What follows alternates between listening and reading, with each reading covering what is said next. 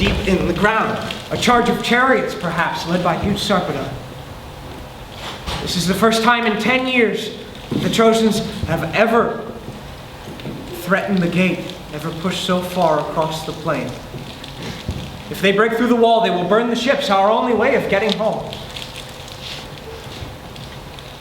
This is the moment Achilles and his mother have summoned.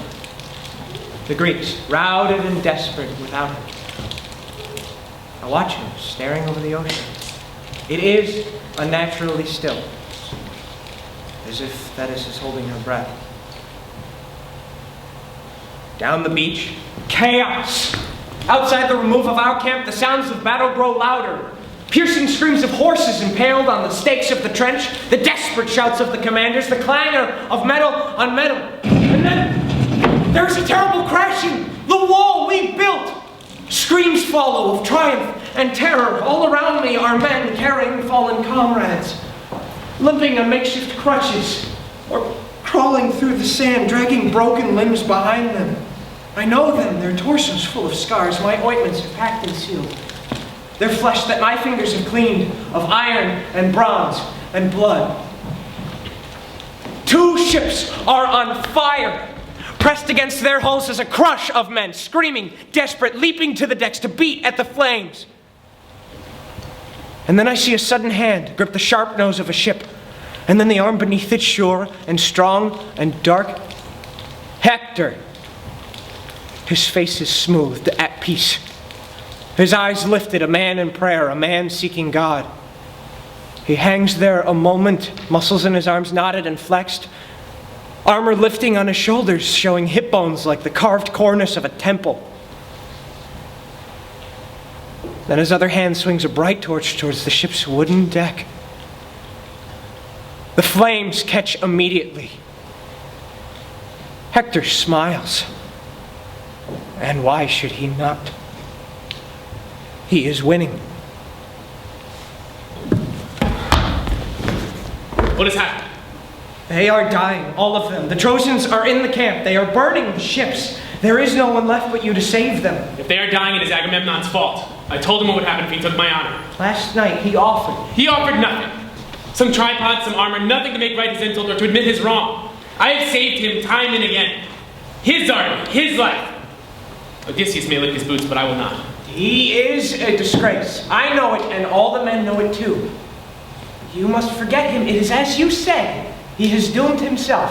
But do not blame them for his fault. Do not let them die because of his madness. They have loved you and honored you. Honored me? Not one of them stood with me against Agamemnon. Not one of them spoke for me. They stood by and let him insult me as if he were right. I toiled for them for 10 years, and the repayment is to discard me. They were foolish, yes, but they are still our people. The Myrmidons are our people. The rest can save themselves. You are destroying yourself. You will not be loved for this. You will be hated and cursed. Please, if you... Patroclus, I will not do this. Do not ask me again.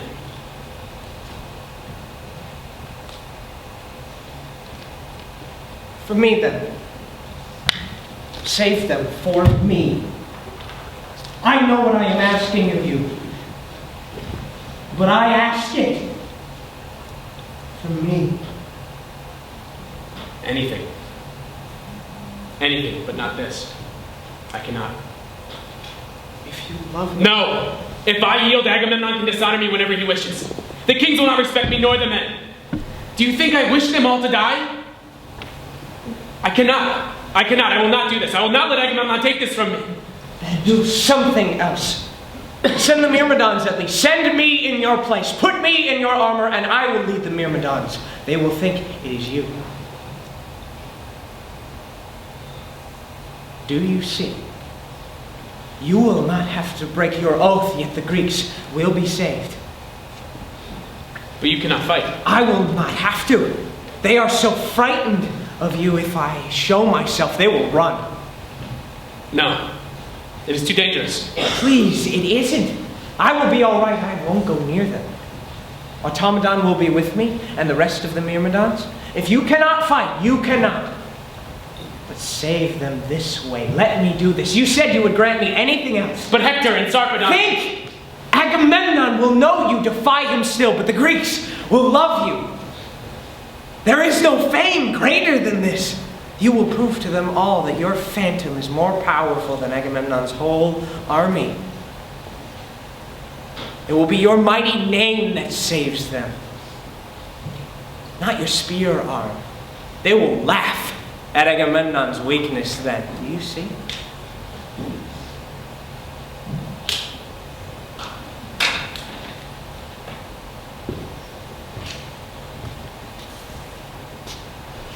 Swear to me.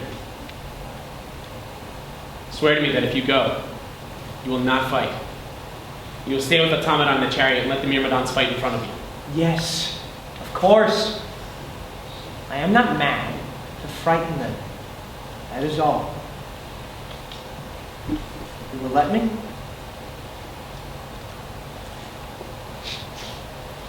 You must not fight.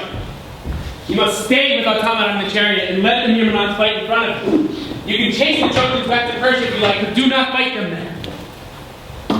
And most of all, stay away from the archers perched on the wall. It will not be like before when I was there. I know. Hurry!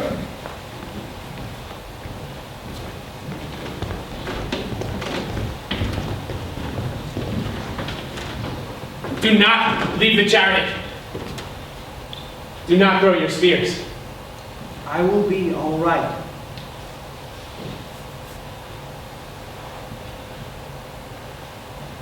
Bring him back to me. Are you ready? Be careful. I will. I'm ready. I heard their shouts of recognition. Achilles! It is Achilles! It is working.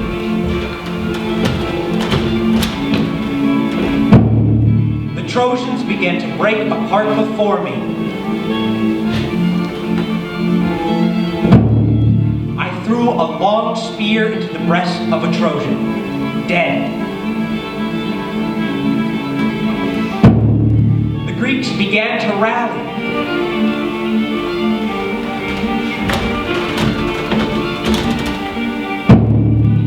Roiling melee versus a giant figure. It is Sarpedon.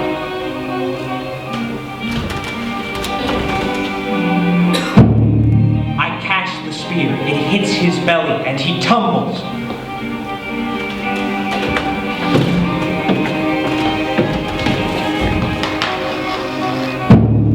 I have killed a son of Zeus.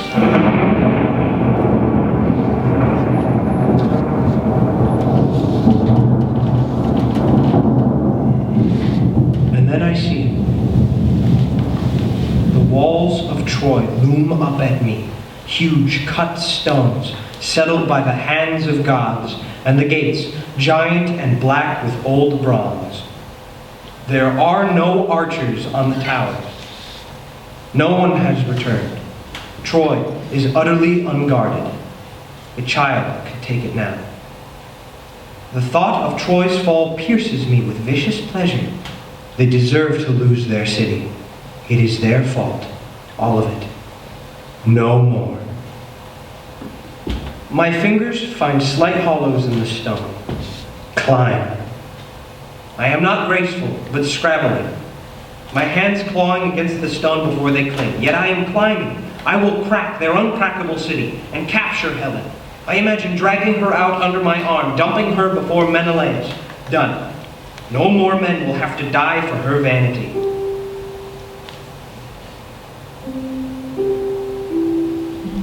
A voice like music above me. I look up to see a man leaning on the walls as if sunning, dark hair to his shoulder.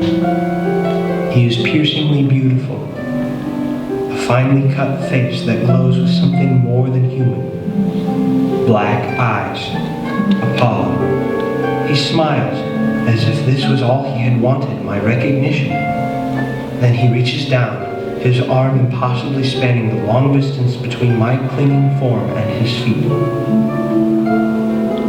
I close my eyes and feel only this, a finger hooking the back of my armor, plucking me off and dropping me below.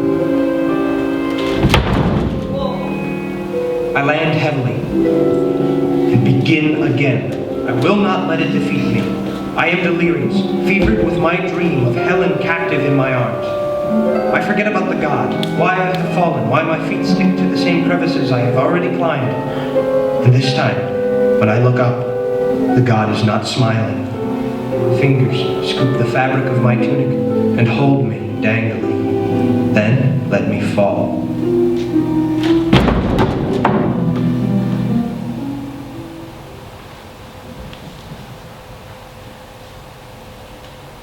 I am alone and unarmed, and they know that I am only Patroclus. Run! I lunge to my feet. A spear that I do not see comes from behind. It pierces the skin of my back, breaks again to air beneath my ribs. The Trojan faces waver, and I fall. My blood runs through my fingers and onto the grass. The crowd parts, and I see a man walking towards me. I know hip bones like the carved cornice of a temple. He is coming to kill me. Hector! Remembrance drums in me. He cannot kill me. He must not. Achilles will not let him live if he does.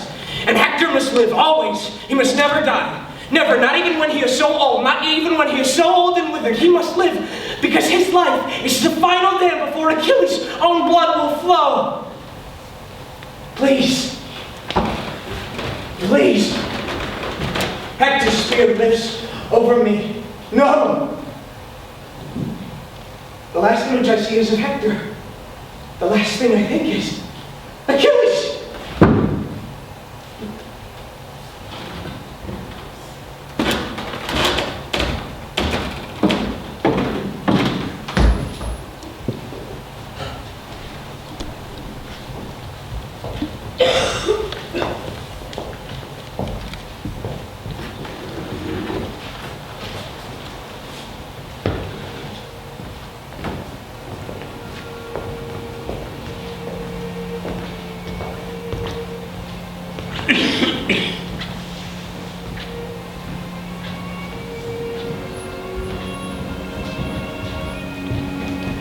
Achilles stands on the ridge, watching the dark shape of battle move across the fields of Troy. He cannot make out individual faces or forms. The charge towards Troy is like the tide coming in. The glint of sword and armor is fish scale beneath the sun. The Greeks are routing the Trojans, as Patroclus had said. Soon he will return, and Agamemnon will kneel. They will be happy again. But he cannot feel it. There is a numbness in him. The writhing field is like a Gorgon's face turning him slowly to stone. The snakes twist and twist before him, gathering in a dark knot at the base of Troy. A king has fallen, or a prince, and they are fighting for the body. Who? He shields his eyes and no more is revealed. Patroclus will be able to tell him.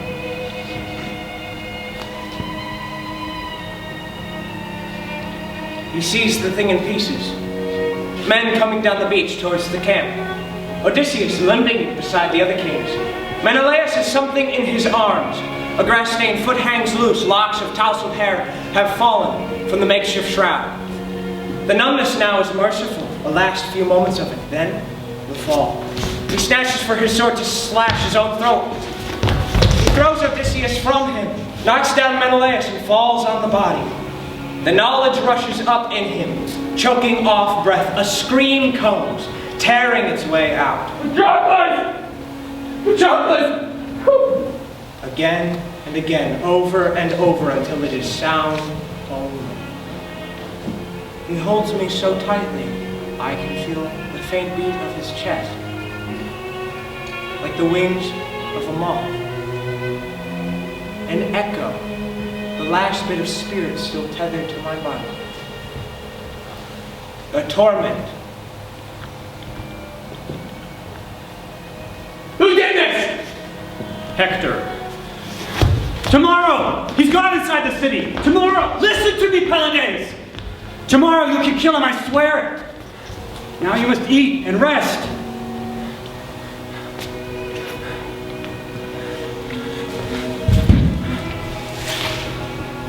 Achilles weeps. He cradles me, and will not eat nor speak a word other than my name. I see his face as if through water, as a fish sees the sun. His tears fall, but I cannot wipe them away. This is my element now, the half-life of the unburied spirit. His mother comes. I hear her, waves breaking on the shore. If I disgusted her when I was alive, it is worse to find my corpse in her son's arms. He is dead. Hector is dead. Tomorrow.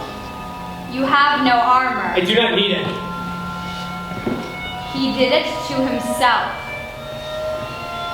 Do not touch it. I will bring you armor. It goes like this. On and on, the tent flap opening, the tentative face, phoenix or automaton or Machaon. At last, Odysseus. See you and return the girl. It is time to forget the division between us. I come to bring the girl, Prince Achilles, unharmed and well. Truly, a god must have snatched our wits from us to set us so at odds. But all that is over now, and we are allies once more. Prince Achilles, I hear you will fight tomorrow. Yes. Very good.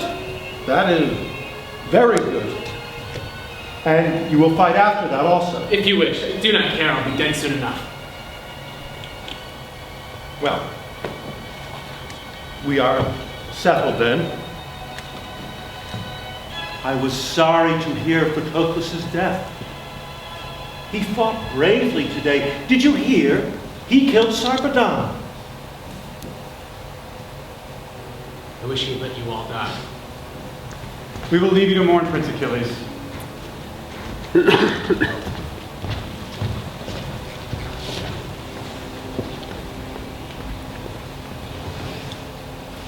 Do not touch him. He must be washed. He does not deserve to lie in filth. I would not have your hands on him. Do you think you are the only one who loved him? Get out. You care more for him in death than in life. Get out. How could you have let him go? You knew he could not fight. Get out! Kill me. It will not bring him back. He was worth 10 of you. 10! And you sent him to his death! I tried to stop him. I told him not to leave the beach. You are the one who made him go. He fought to save you and your darling reputation because he could not bear to see you suffer. You have never deserved him. I do not know why he ever loved you. You care only for yourself. I hope that Hector kills you. Think I do not hope the same?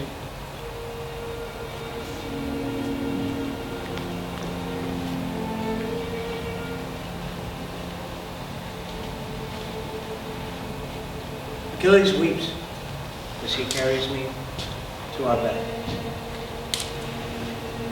He holds me all night long, pressing my cold hands to his mouth. At dawn, his mother returns with a shield and sword and breastplate, newly minted from still warm bronze. She watches him armed and does not try to speak to him.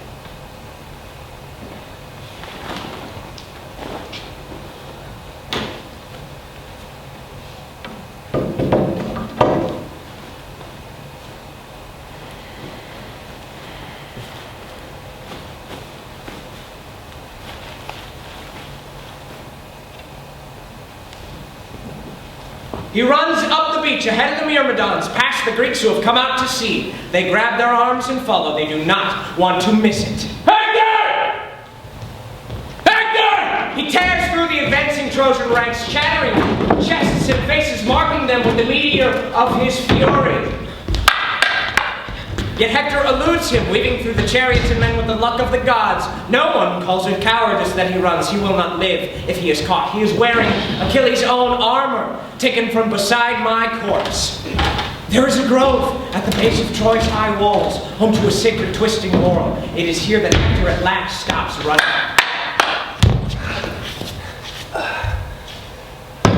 Grant me this. When I die, bring my body back to my family. There are no bargains between lions and men. I'll kill you and eat you raw.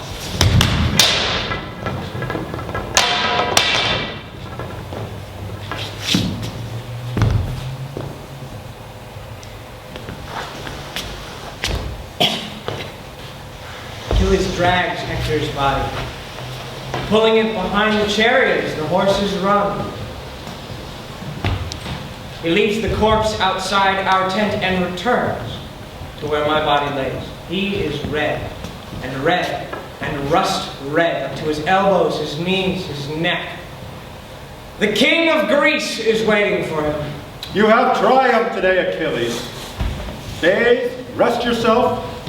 We shall feast in your honor. We'll have no feast.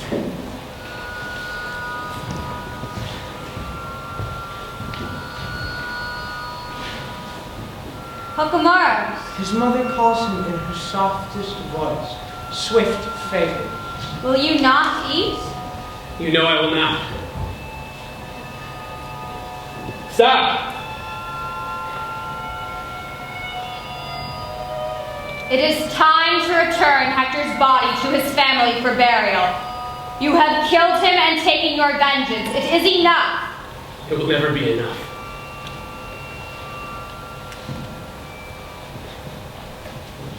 For the first time since my death, he falls into a fitful, trembling sleep. Achilles,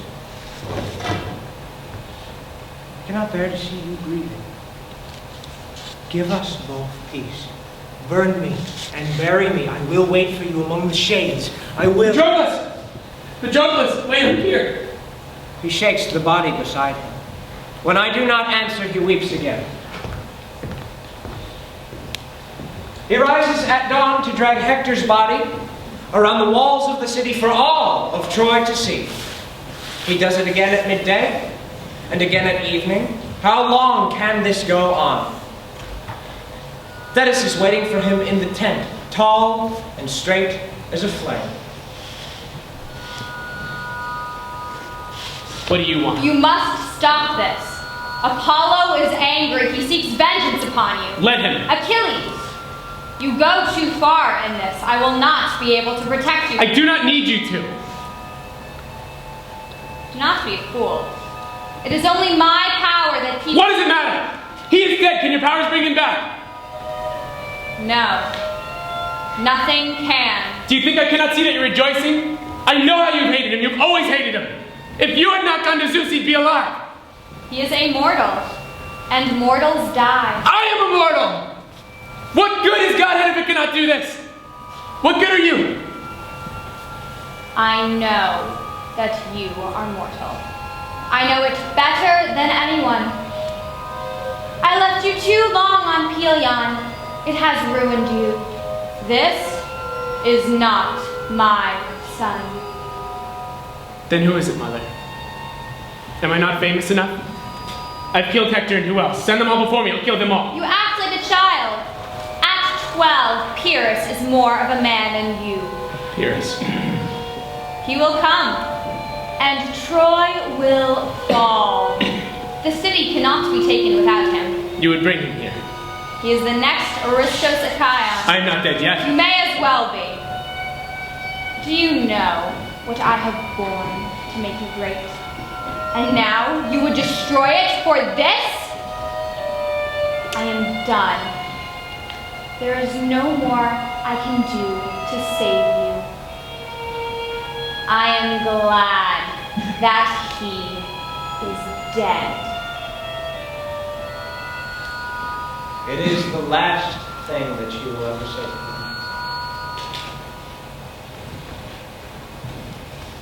me. In the deepest reaches of the night, an old man comes to our tent. I have come for my son, Prince Hector. Hector, will you hear a father's prayer, mighty Prince of Thea, best of the Greeks? I will hear you, King Priam. The blessings of the gods upon your kindness. I have come far this night in hope. I am sorry to appear so meanly before you. Do not kneel. I thank you for your hospitality. I have heard you are a noble man, and it is on your nobility that I throw myself. We are enemies, yet you have never been known as cruel. I beg you to return my son's body for burial, so his soul does not wander lost. You showed courage to come into the camp. How did you get in here? I was guided by the grace of the gods. How did you know I would not kill you? I did not know. That is your friend? Philotatos, most beloved, best of the Greeks, and slaughtered by your son. I am sorry for your loss, and sorry that it was my son who took him from you. Yet, I beg you to have mercy. In grief, men must help each other, though they are enemies. And if I will not? Then you will not. I could kill you still. I know, but it is worth my life. If there is a chance, my son's soul may be at rest. It is right to seek peace for the dead. You and I both know there is no peace for those who live after. No.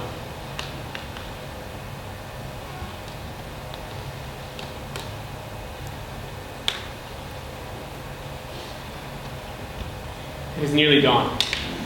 I do not want you to be in danger as you travel home. I will have my servants prepare your son's body.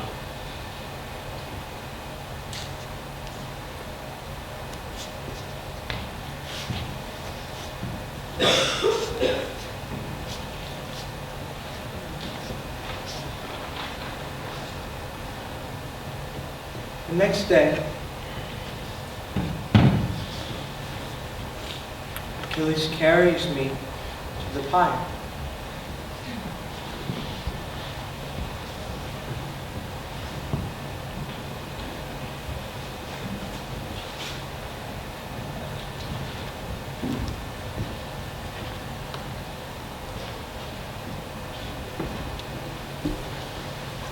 He places me on the wood and strikes the flint. The flames surround me, and I feel myself slipping further from life, thinning to only the faintest shiver in the air. I long for the darkness and silence of the underworld where I can rest. He gathers my ashes himself, though this is a woman's duty. He places them in an urn, a golden urn, the finest in our camp, and turns to the waiting Greeks. When I am dead, I charge you all to mingle our ashes together. Hector and Sarpedon are dead, but other heroes will come and take their place. Anatolia is rich with allies and those making common cause against invaders. First is Memnon and Penthelia and then Troilus, the youngest son of Priam. Wearily, Achilles kills them all. Within the walls of Troy, a bow is strung quickly by rushing hands. An arrow is selected and princely feet Hurry upstairs to a tower that is tilting over a battlefield filled with dead and dying, to where a god is waiting. It is easy for Paris to find his target. The man moves slowly like a lion grown wounded and sick, but his gold hair is unmistakable. Paris knocks his arrow. Where do I aim? Heard he was invulnerable. He is a man, not a god. Shoot him and he will die. Paris aims. The god touches his finger to the arrow's fletching and breathes a puff of air as if to send dandelions flying, to push toy boats over water. The arrow flies, straight and silent in a downward curving arc towards Achilles' back. He hears the faint hum of its passage. He turns his head as if to watch it come. He closes his eyes and feels its point push through skin, part thick muscle, worm its way past the interlacing fingers of his ribs. There at last is his heart. Blood spills down shoulder blades, dark and slick as oil. Achilles smiles as his face strikes the earth.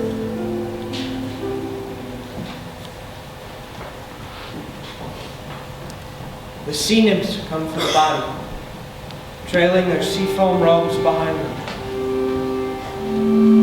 They wash him with rose oil and nectar and weave flowers through his golden hair. The Myrmidons build him a pyre.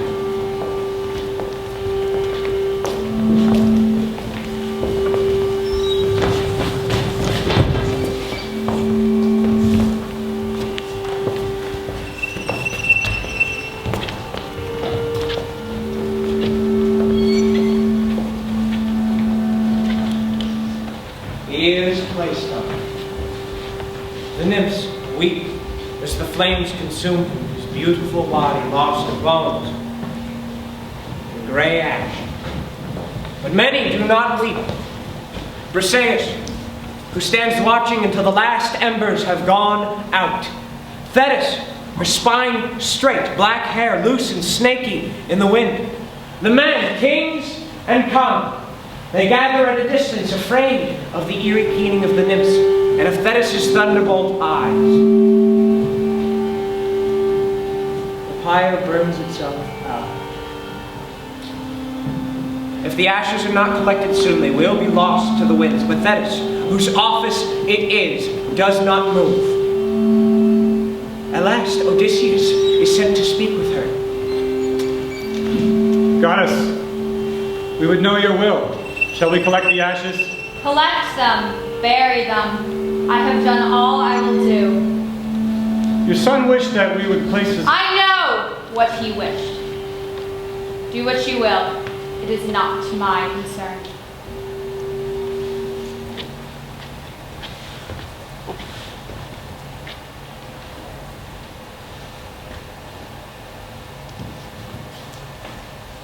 Servant girls are sent to collect the ashes.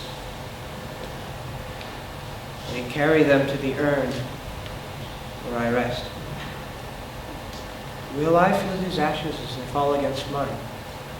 I think of the snowflakes on Pelion, cold on our red cheeks.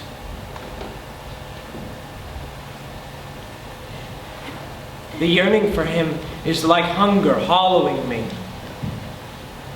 Somewhere his soul waits, but it is nowhere I can reach. Bury us and mark our names above. Let us be free. His ashes settle amongst mine, and I feel nothing. Agamemnon calls a council to discuss the tomb that they will build.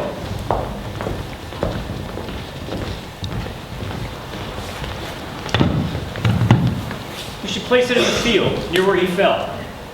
It would be more central on the beach by the agora. That's the last thing we want, tripping over it every day. All right then, on the hill, on the ridge by their camp. Wherever.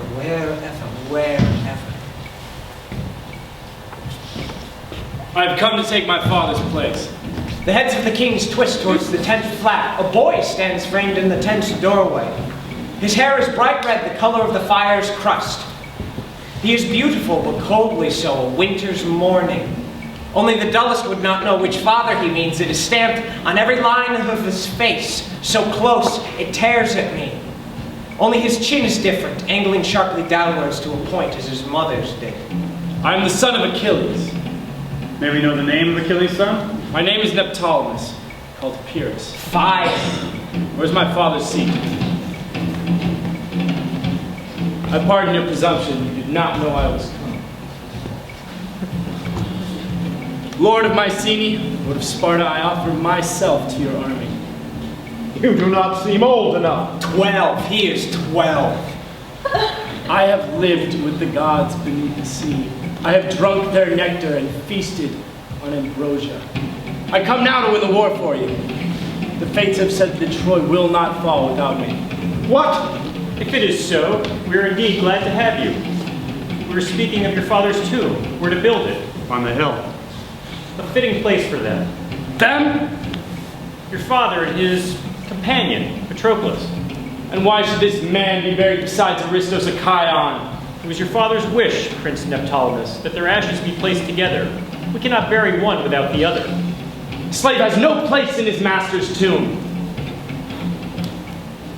If the ashes are together, it cannot be undone, but I will not allow my father's fame to be diminished. The monument is for him alone. Do not let it be so. Do not leave me here without him. Very well. It shall be as you say. I am air and thought and can do nothing.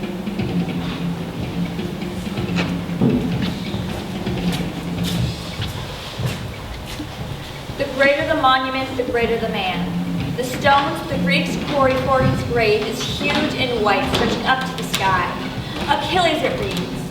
It will stand for him and speak to all who pass. He lived and died and lives again in memory. Pyrrhus' banners bear the emblem of Skyros, his mother's land, not Via. His men too are from Skyros.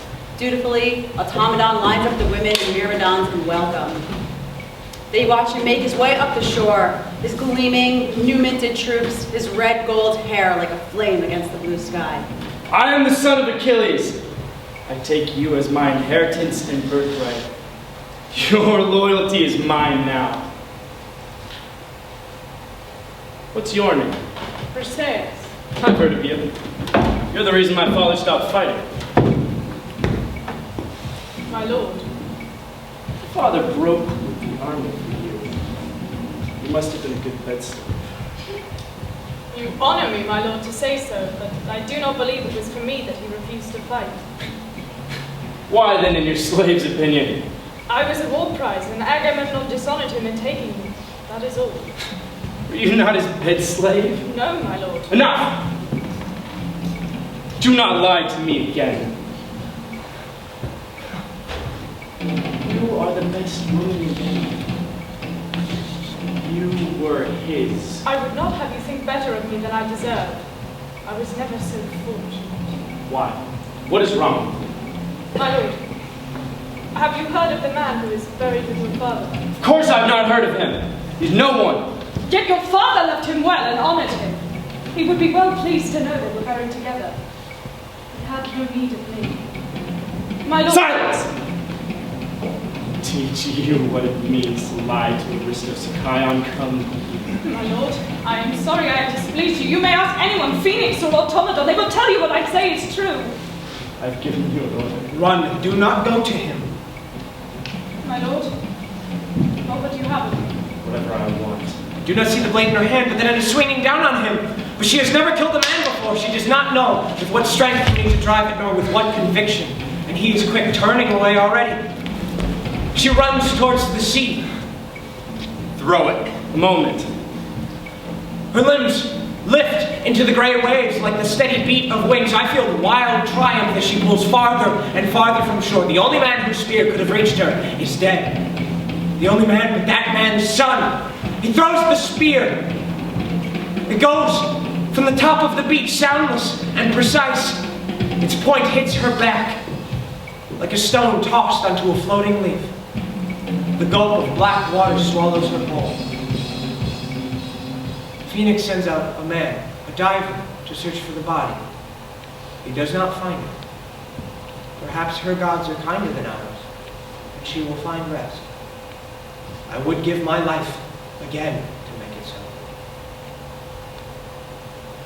The prophecy told true. Now that Eurus has come, Troy falls. He does not do it alone, of course. There is the horse. And Odysseus' plan, and a whole army besides, but he is the one who kills Priam. He is the one who hunts down Hector's wife, Andromache, hiding in a cellar with her son. He plucks the child from her arms and dashes his head against the stone of the wall, so hard the skull shatters like a rotted fruit. Even Agamemnon blanched when he heard. The bones of the city are cracked, sucked dry. The Greek kings stuffed their holds with gold columns and princesses. Faster than I could have thought possible, they packed the camp. The tents rolled and stored, the food killed and stored. The beach is stripped clean, like a well-picked carcass. I haunt their dreams. Do not leave, I beg them, not until you have given me rest. But if anyone hears, they do not answer. The Greeks leave tomorrow, and I am desperate. Odysseus! He sleeps lightly, eyelids fluttering. Odysseus, listen to me. When you came to him for help, I answered you. Will you not answer me now? You know what he was to me. You saw before you brought us here. Our peace is on your head.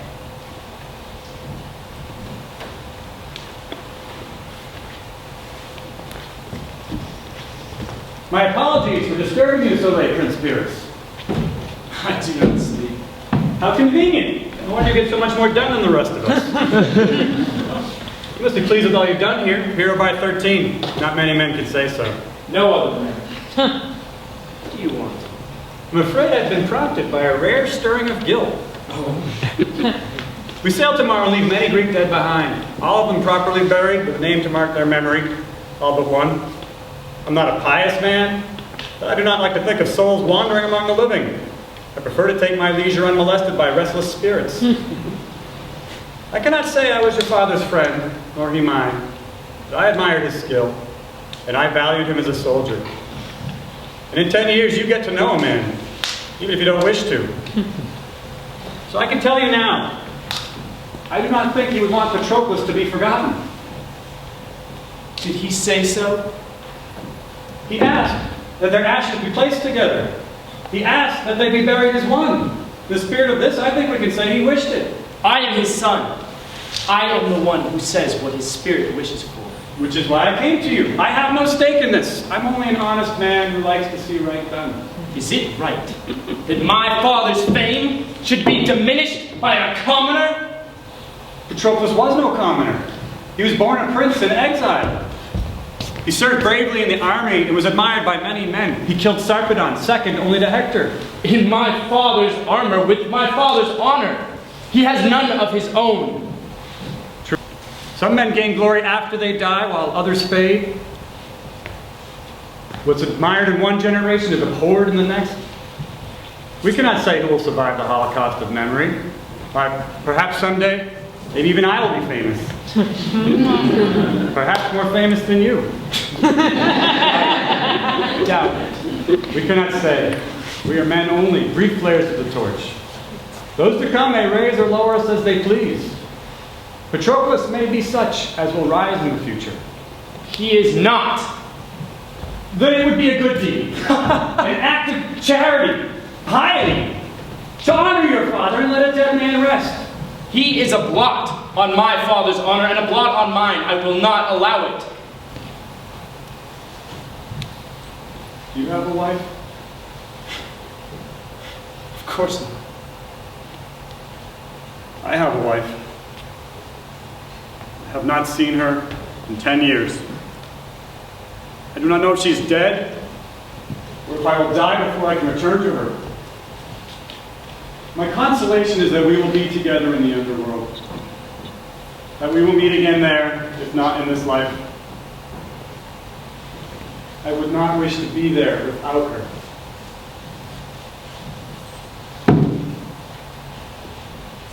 my father had no such wife. I have done my best. Let it be remembered that I tried. I remember. The Greeks sailed, leaving me here. I cannot follow them. I'm tied to this earth where my ashes lie. Curl myself on the stone obelisk of his tomb. Perhaps it is cool to the touch. Perhaps warm. I cannot tell. Achilles, it reads, and nothing more. He has gone to the underworld, and I am here.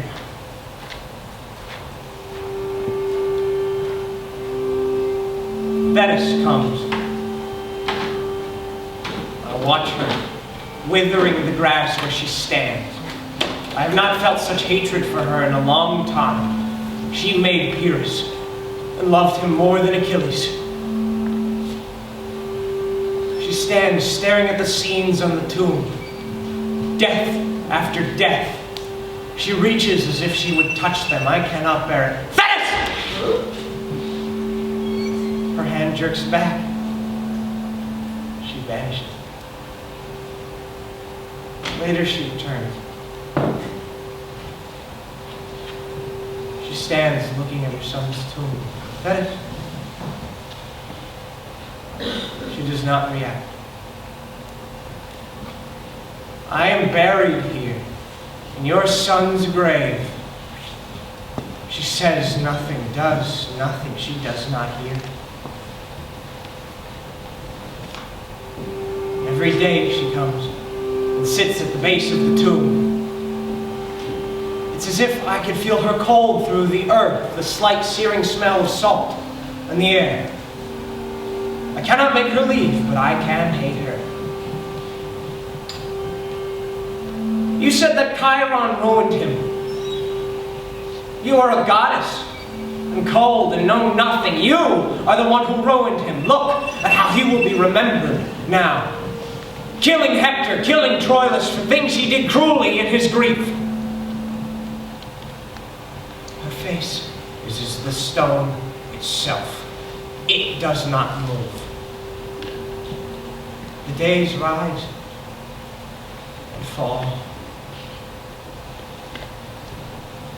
Perhaps such things pass for virtue among the gods, but how is there glory in taking a life? We die so easily. Would you have him be another Pyrrhus? Let the memories of him be something more. What more? For once I am not afraid. What else can she do to me? Returning Hector's body to Priam. That should be remembered.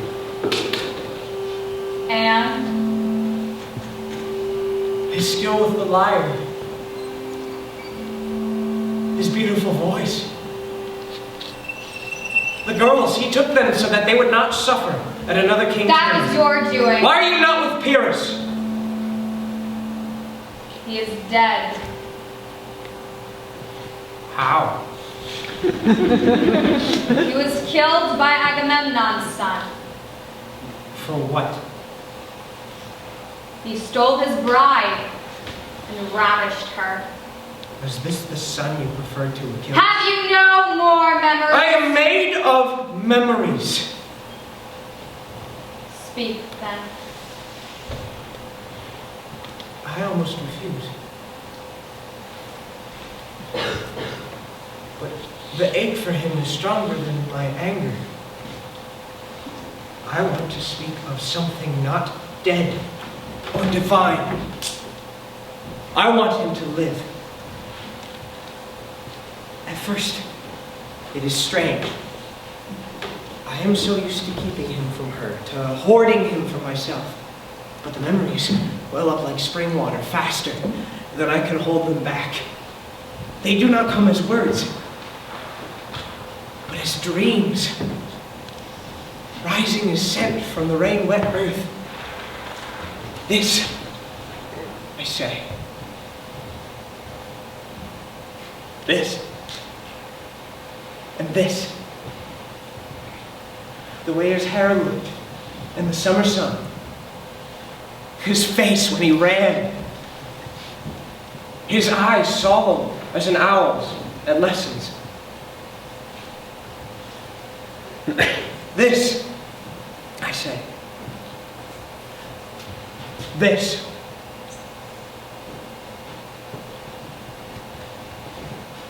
And this. So many moments of happiness crowding forward. She closes her eyes. The skin over them is the color of sand in winter. She listens, and she too remembers. She remembers standing on a beach. Hair black and long as a horse's tail. Slate gray waves smash against rocks. And a mortal's hands, brutal and bruising on her polished skin. The sand scraping her raw and the tearing inside. The gods after, tying her to him. She feels the child within her, luminous in the dark of her womb. She repeats to herself the prophecy that the three old women spoke to her. Your son will be greater than his father. The other gods had recoiled to hear it. They knew what powerful sons do to their fathers. They gave her to a mortal, trying to shackle the child's power, dilute him with humanity, diminish him. She rests her hand on her stomach, feels the child swimming within her. It is her blood that will make him strong, but not strong enough. I am immortal! He screams at her, his face blotchy and sodden and dull. Why do you not go to him? I cannot. I cannot go beneath the earth. This is all that is left. An eternity of stone.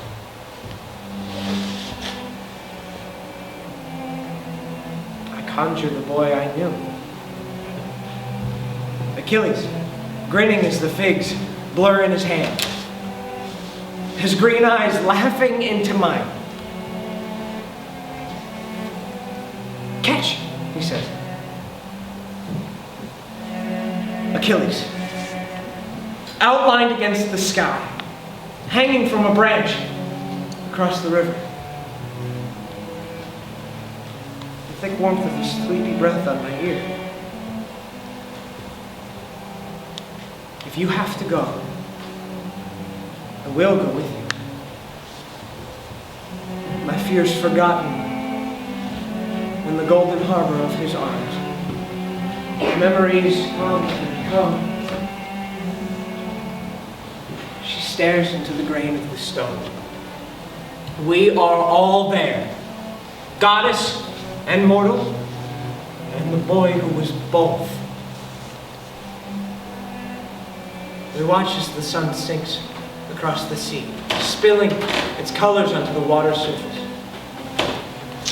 She is beside me, silent in the blurry, creeping dusk. Her face is as unmarked as the first day I saw her. Her arms are crossed across her chest, as if to hold some thought to herself. I have told her all. I have spared nothing of any of us.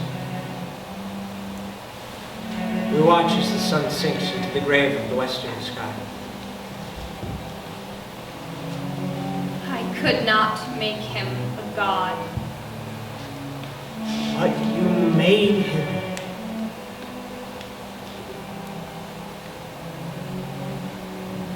She does not answer me for a long time. Only sits, eyes shining in the last of the dying light.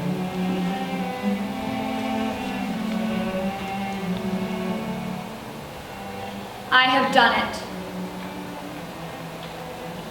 At first, I do not understand.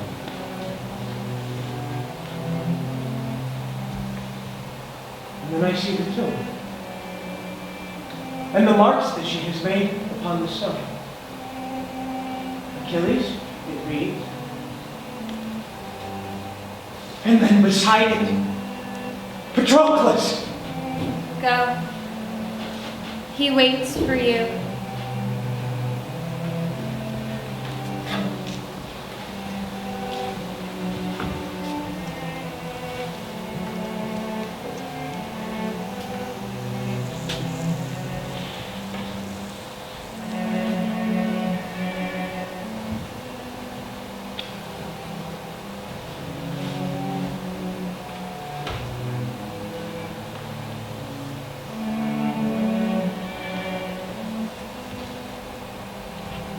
In the darkness, two shadows, reaching through the hopeless, heavy dusk.